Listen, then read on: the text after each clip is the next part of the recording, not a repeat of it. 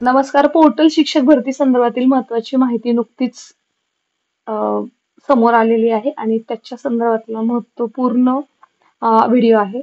नुकतंच शिक्षण आयुक्तांनी अधिकाऱ्यांना आदेश दिलेले आहेत. मित्रांनो, या संदर्भातला फॉलोअप आपण मंत्रालयातून घेतलाच होता आणि टेट 2025 ची शिक्षक भरती जी झालेली आहे त्याच्या संदर्भात ऍक्च्युली पदभरती कधी होणार आहे याच्या संदर्भात 18 सप्टेंबरला आपण मंत्रालयामध्ये फॉलोअप घेतला होता आणि आयुक्त कार्यालयामध्ये त्या संदर्भातला अहवाल मागवला होता आणि त्याच्या पुढची आणि अतिशय महत्वाची सुखद अशी अपडेट आपण या व्हिडिओमध्ये पाहतोय. ती म्हणजे पोर्टल भरती तात्काळ सुरू करण्याचे आदेश आयुक्तांनी दिलेले आहेत. ते म्हणजे वेगवेगळ्या आस्थापनांना.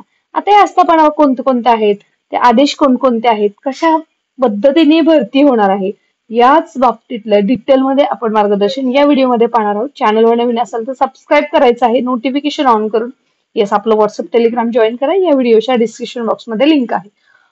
तर मित्रांनो, सध्या शिक्षक भरतीबाबतची महत्वाची माहिती आणि शिक्षण आयुक्तांच्या अधिकाऱ्यांना आदेश देण्यात आलेले आहेत.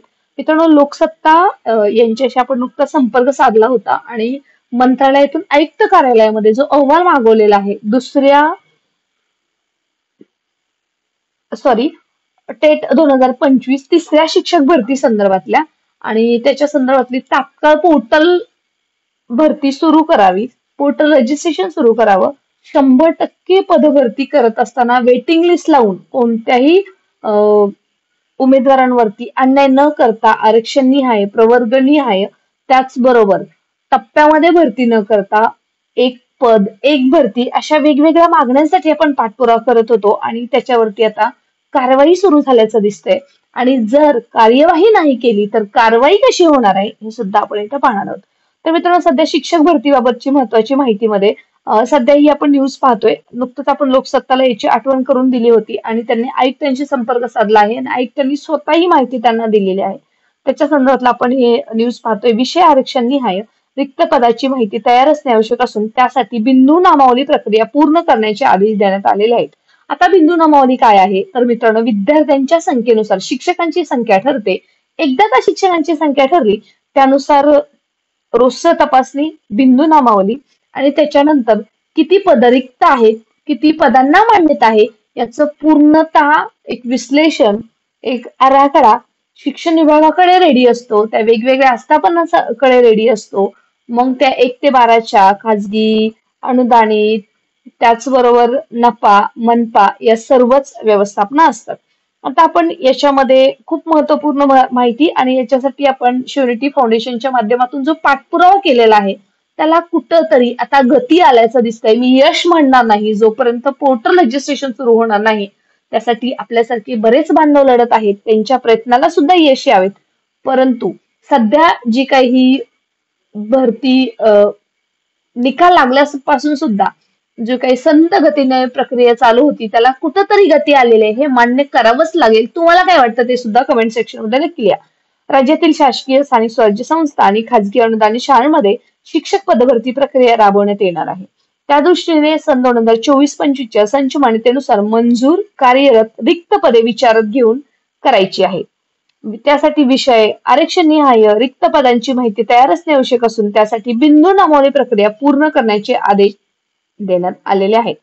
आता बिंदू नामावली प्रक्रिया मित्रांनो, याच्या संदर्भातले आदेश जरी नुकतेच देण्यात आले असले तरी बऱ्याच व्यवस्थापनाकडे ऑलरेडी बिंदू नामावली प्रक्रिया कंप्लीट सुद्धा आहे, कारण त्याच्यामध्ये एक शिथिलता देण्यात आलेली आहे. ती सुद्धा आपण या बातमीमध्येच पाहणार आहोत.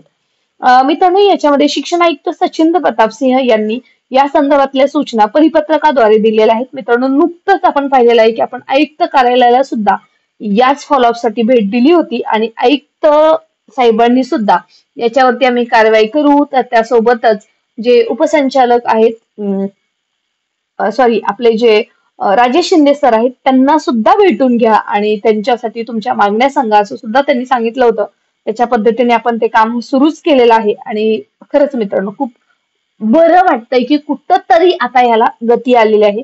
राज्यातील शिक्षक पदभरतीसाठी मे-जून 2025 मध्ये आयोजित शिक्षक अभियोग्यता व बुद्धिमत्ता चाचणीचा निकाल 18 ऑगस्ट रोजी जाहीर करण्यात आला. या परीक्षेतील स्थानिक स्वराज्य संस्था तसेच मुलाखतीशिवाय या निवडीचा पर्याय निवडणाऱ्या शैक्षणिक संस्थांची मुलाखतीशिवाय या प्रकारात तर मुलाखतीसह निवड प्रक्रियेचा पर्याय निवडणारे व्यवस्थापनासाठी मुलाखतीसह निवड प्रक्रिया अशा अशा पद्धतीने 2 निवड प्रकारात गुणवत्तेनुसार पदभरतीची कार्यवाही करण्यात येणार आहे.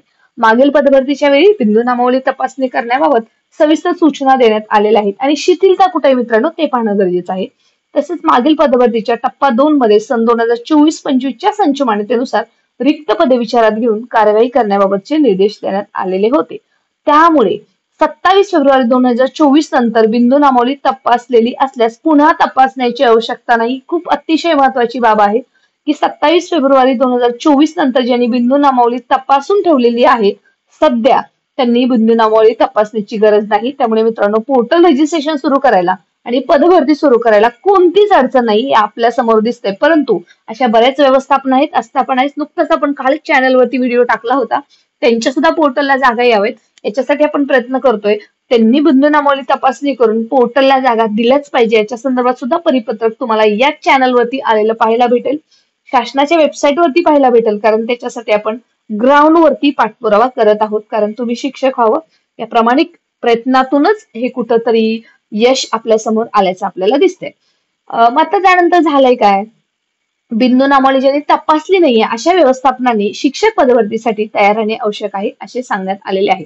त्याचबरोबर मित्रांनो ही सुद्धा आपण मागणी केली होती की दुसऱ्या टप्प्यामध्ये दुसऱ्या भरतीच्या 2022च्या ही काही आदिवासी बहुल जे जिल्हे आहेत त्यांची सुद्धा पदे आले नव्हती. परंतु तुमच्या सर्वांच्या माहितीसाठी अजून एक महत्वाची गुड न्यूज जी अगोदर सुद्धा दिली होती की आदिवासी बहुल जे जिल्हे आहेत त्याच्यामध्ये नाशिक, धुळे, नंदुरबार, पालघर, यवतमाळ, रायगड, चंद्रपूर, गडचिरोली या जिल्ह्यातील सुधारित आरक्षण बिंदू नामावली निश्चितीबाबत 29 ऑगस्ट 2025च्या शासन निर्णयातील प्रचलित तरतुदी विचारात घेऊन बिंदू नामावली तपासून करून घ्यायची आहे. याच्यामध्ये काय आहे 29 ऑगस्ट 2025च्या तर त्यानुसार एससीबीसी आरक्षण कशा पद्धतीने इम्प्लिमेंटेशन करायचं आहे आणि पोर्टल भरतीवरती जागा द्यायच्या आहेत असं सुद्धा या जिल्ह्यामध्ये सांगण्यात आलेलं आहे. त्यामुळे या जिल्ह्यातली सुद्धा पदं सर्वच पदं येणार आहेत. काळजी करायची गरज नाही. बिंदू नामावलीबाबत तक्रारी प्राप्त झाल्या असल्या तक्रारींची शहानिशा करूनच पदभरतीची कार्यवाही करण्यात यावी असे सुद्धा आदेश दिलेले आहेत. त्याचबरोबर कोणत्याही प्रवर्गातील उमेदवारावर अन्याय होऊ नये यासाठी सामान्य प्रशासन विभागाचे बिंदू नामावलीबाबतचे प्रचलित तरतुदी विचारात घेऊन बिंदू नामावलीची कार्यवाही पूर्ण करण्यात यावी. त्याचबरोबर कार्यरत जे कर्मचारी आहेत त्यांना सुद्धा नियुक्तीचा प्रवर्ग योग्य असल्याची खात्री जबाबदार अधिकाऱ्यांनी करावी. विभागात कामाबाबत अनुभवी कर्मचारी असल्या त्यांच्या सेवा तात्पुरत्या कालावधीसाठी या कामी घेण्यात याव्यात असं इतकं महत्वपूर्ण मित्रांनो ही बातमी आहे ना. खरंच यानेच पोर्टलला मात्र गती येणार आहे याबद्दल शंकाच नाहीये. त्याचबरोबर अनुभवी सेवानिवृत्त कर्मचाऱ्यांच्या आवश्यकतेनुसार सहाय्यता घ्यावी. खाजगी शाळांच्या बाबतीत प्राथमिक माध्यमिक शिक्षण अधिकारी यांनी प्रथम तपासणी अधिकारी म्हणून संस्थांच्या बिंदू नामावलीची तपासणी करून देण्यात यावी. विभागीय शिक्षण उपसंचालक शिक्षणाधिकारी यांच्या कार्यस्थळावर बिंदू नामावली तपासणी पवित्र प्रणालीवरील कार्यवाहीसाठी यापूर्वी दिलेल्या सूचनानुसार स्थापन केलेल्या विशेष कक्षाकडून कार्यवाही करण्यात यावी. या कक्षात अनुभवी कर्मचारी अन्य राजपत्रित अधिकारी यांचा समावेश करण्यात यावा असे सुद्धा निर्देश देण्यात आलेले आहेत. अतिशय महत्वाचे मित्रांनो आपण ही बातमी पाहतोय आणि अर्थातच पोर्टल भरती अगदी 2025 मध्ये घेण्यात यावी. शिक्षक भरती घेण्यात यावी. त्याचबरोबर त्याची कार्यवाही करण्यात यावी यासाठी आपल्या फाउंडेशनच्या माध्यमातून आपण सर्वांसाठी प्रयत्न करतोय आणि त्याच्यावरती आता कुठंतरी गती आल्याचं तुम्ही पुराव्यानिशी पाहत आहात. अशाच महत्वपूर्ण ऑथेंटिक माहितीसाठी मित्रांनो सबस्क्राईब करायचं आहे, नोटिफिकेशन ऑन करायचं आहे आणि त्याचबरोबर लढाई आता कुठं तर सुरू झालेली आहे, संपलेली नाहीये. जे लढत आहेत त्यांना सुद्धा आपण सपोर्ट द्यायला हवा. फुलना फुलाची पाकळी ते तुमच्यासाठी करतात. या प्रामाणिक प्रयत्नातूनच पोर्टल रजिस्ट्रेशन सुरू व्हावं याच्यासाठी सुद्धा लढा उभारला जातोय आझाद मैदानामध्ये. त्याच्यासाठी तुम्ही सहकार्य करायचं आहे, पार्टिसिपेट करायचं आहे. कारण आपण नेहमीच सांगत आलेलो आहोत मागितल्याशिवाय काय मिळत नाही. हा शिक्षक भरतीचा इतिहास आहे आणि आपल्याला इतिहासाचा विचार न करता भूगोलावरती काम करायचं आहे. सध्या पोर्टल रजिस्ट्रेशन सुरू कसं होईल आणि जास्तीत जास्त पदांची पदभरती एक बिंदू एक भरती 100% पदभरती त्याचबरोबर वेटिंग लिस्ट कशी लागेल याच्यासाठी आपण प्रयत्न करायचा आहे आणि आपण करत आहोत आणि यश मिळतंय हे तुम्ही पुराव्यानिशी पाहतात.